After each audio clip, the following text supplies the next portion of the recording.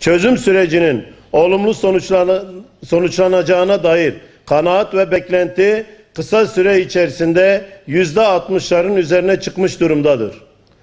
Bu çözüme kendi iç dinamikleriyle ulaşacak güçlü ve kararlı Türkiye fotoğrafıdır.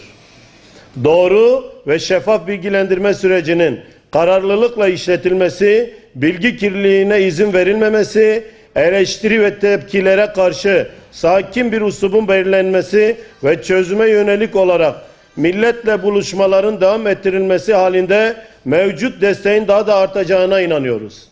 Memur Sen Konfederasyonu olarak çözüm sürecinin olumlu sonuçlanması, kan ve gözyaşının durması, ülkemizin küresel aktör hedefinin önündeki bir engelin daha kalkması için Antalya'da Başkanlar Kurulumuzun aldığı kararlar doğrultusunda milletimizle buluşma programların sayısını ve içeriğini zenginleştirerek devam ettirmekte kararlıyız. Kırmızı çizgilerimiz şehit yakınları ve gazileri incitmemek ve birlik ve beraberliğimizin bütünlüğünün sağlanması için her türlü adımı atmaktayız.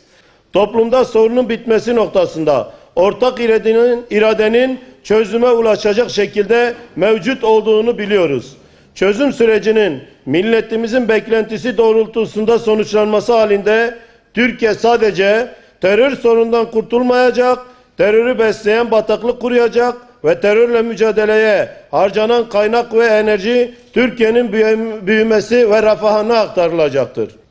Bu çerçevede çözüm sürecini destekleyen kişi, kuruluş, aydınlarımız ve aziz milletimizin sabırlı ve sağduyulu tavrını sürdürmesinin çözüm sürecinin hızla tekamülü yanında kardeşlik ikliminin sağlam bir çerçeveyle yeniden kurulmasına da katkı sağlayacağını düşünüyoruz.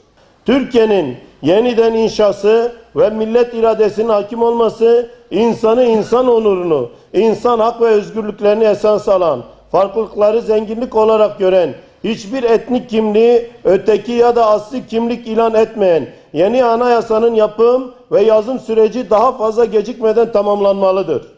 Çözüm süreci ve bu kapsamda yürütülen çalışmalar yeni anayasa süreci için engel haline getirilmemeli, aksine kalıcı çözüm için yeni anayasa ivedilikle hayata geçirilmeli ve her bireyin benim anayasam diyebileceği bir metin bir an önce milletin onayına sunulmalıdır.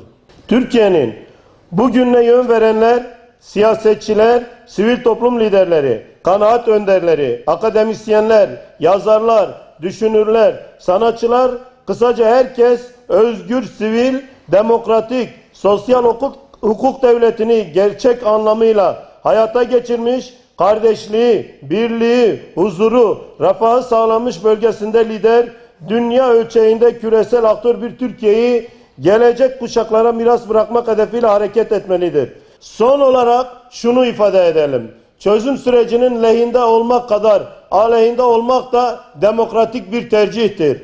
Lehinde ve aleyhinde olan tüm bireylerin, örgütlerin, siyasi partilerin, liderlerin dikkat etmesi gereken önemli bir husus, çatışmanın dilini değil, çözümün dilini kullanmaları, terörün bitmesine yönelik önerilerini raporlarla, açıklamalarla, kamuoyuyla şiddet ve hakaret içermeyen bir dille paylaşmalıdır.